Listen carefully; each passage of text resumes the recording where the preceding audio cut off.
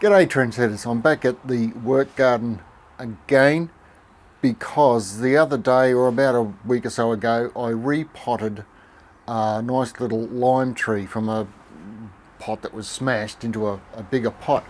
And while I was doing that, I noticed a few little issues or problems on it that I wanted to share with you. One is scale, which citrus are notorious for, and the other one is gall wasp. So I'll show you how to treat those. But first I need to mix up some eco oil, which will be for the scale. There's also another problem down there. It's not a problem, it's a part of the problem. There's three, when you get scale, there's three issues. You've usually got ants somewhere, you've got the scale insect itself, and you've also got a black sooty coating over the leaves, which is called sooty mold. Sooty mold is a result of the insects, and the insects are a result of the ants, but it's still the scale that's the problem. So the ants farm the scale. They will, if one falls off or onto the ground, they'll actually pick it up and walk it all the way back up to the top of the plant where the scale insect is and farm it. So the ants get the honeydew from the scale insect, and it's a whole big circle. The sooty mold is, you don't actually treat the sooty mold, it's just a result of the other two, and if you treat the other two, eventually the sooty mold will just go away. And gall wasp basically is an insect, or a wasp insect, and I'm not 100% sure how it does it, but it lays its eggs inside the stem of the citrus, in this case my little lime tree, and it'll grow in there and eat it and come out. And if you get too much gall wasp, it will eventually decimate the tree. So we need to treat both. The first one with the scale is we use some form of white oil or garden oil. In this case I use eco oil. I use eco oil because it's got this little feature here whereby I just squeeze out what I want, and, pardon you, and tip it in. So I don't have to find a measuring thing. I don't have to clean it, I don't have to wash it, it's all in one case, so it suits my lazy gardening, lazy gardener-ing. That's it. So I'll mix this up and then we'll go down to the lime tree, which is right down the bottom end of work, and I'll show you what we do from there. Hope that all made sense. It's very early in the morning. It's, well, early for me here at work. It's just on 6 o'clock. The sun's not even quite up yet, so the brain isn't fully functioning. What have I got in there? 20 mils. I think it's 10 mils per litre, so I want about 3 litres because there's a few other, there's 2 citrus down there. One doesn't have any problems, but it doesn't hurt to give it a spray at the same time. There'll be other insects and stuff on the citrus that aren't, like, there might be eggs that have been laid. There's leaf miner, which is pretty common at this time of year, so that's another insect that lays its eggs underneath the leaf. When they hatch, the little grub buries into the bottom of the leaf and you'll see little silver traces around the top of your leaves. That's leaf miner, so that's a bit of a preventative spray at the same time. Alright, so tools, all I need is my spray bottle, my secateurs. It should cover it. Right. See you down the bottom.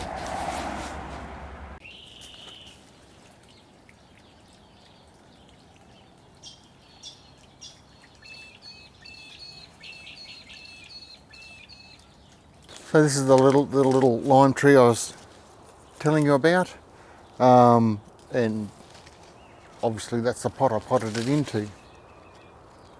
In a minute I'll bring the camera in and I'll show you the problems that I have, but since I've potted it, I've also added a tablespoon of Epsom salts, or magnesium sulfate if you like, in a 9 litre watering can, and I've watered this and the other one that's just out of shot there with the Epsom salts, and that will help bring the green and everything back in the leaf. And it also initiates, at this time of year, I'm at the end of winter, which is flowering time for a lot of the citrus. It also will initiate flowering on your citrus. I did another one further up here about a week ago, and it's just covered in buds at the moment. So there's another little tip for you, or a little bonus tip for you if you like. But I'll bring the camera in and I'll show you the problems.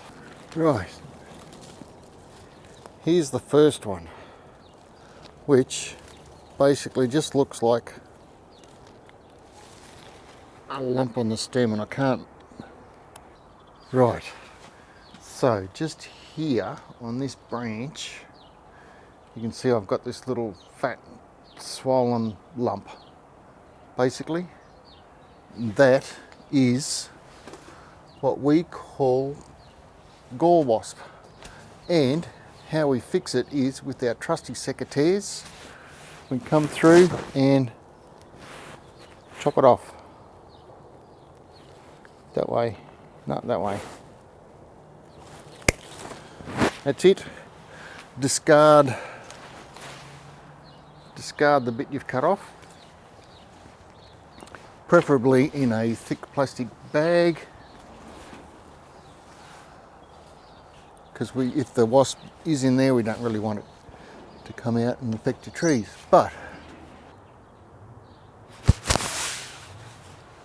alright, I found another one here, and same again, just behind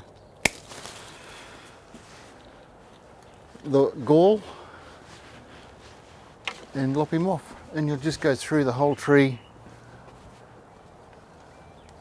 Wherever you see one, see a little lump like that where the gall wasp is, and lop it off. Here's another one here just starting.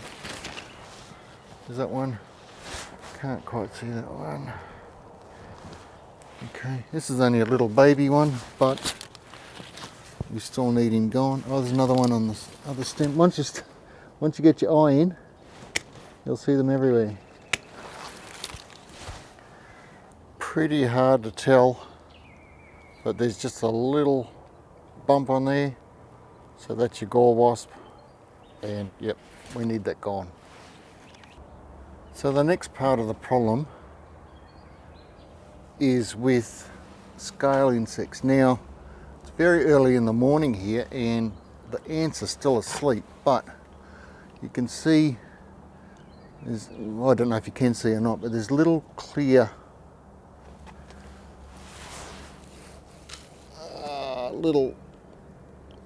little clear bumps, or little semi-white bumps up and down the stem, the behind the back of the stem of this tree. There's also a few brown ones, so there's two different sorts of scales here. But also on these two flower buds, they're actually covered in ants, but because it's so early in the morning, they're asleep, I suppose. But this will just, the ants will just farm this out all over the rest of the tree, and eventually it'll just become a huge problem. And all we need to do is our spray,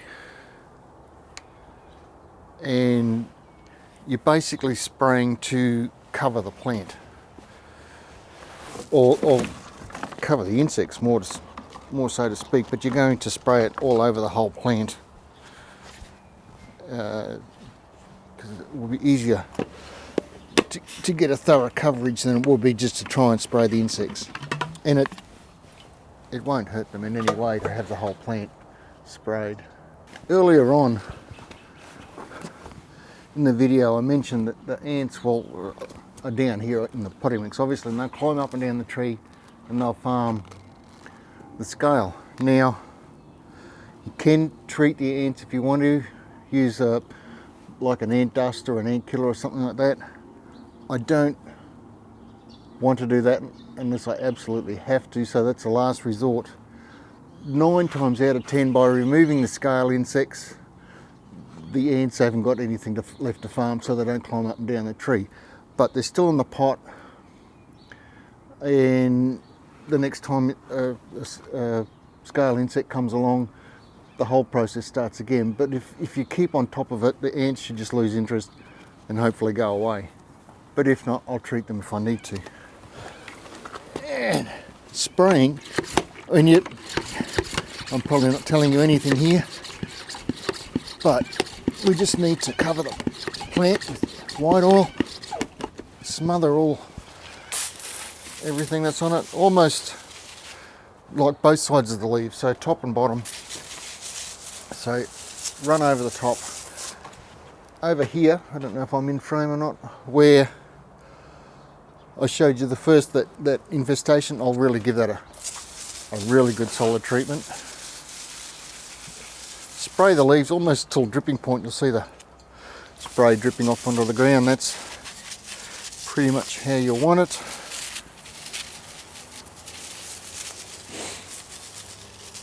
So we'll go around over the top first.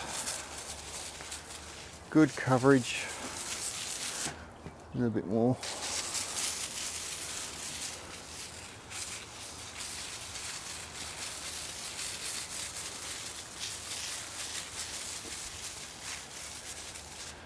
And then go underneath.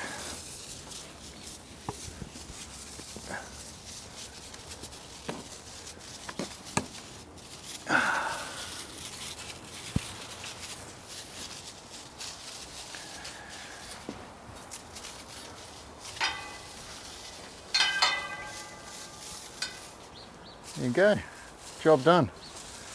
Keep an eye on them, and you might need to come back and give it a second spray. But I've got another one up the back there. I'll just do it quickly. Like I said, there's nothing wrong with this one, but the ounce of prevention.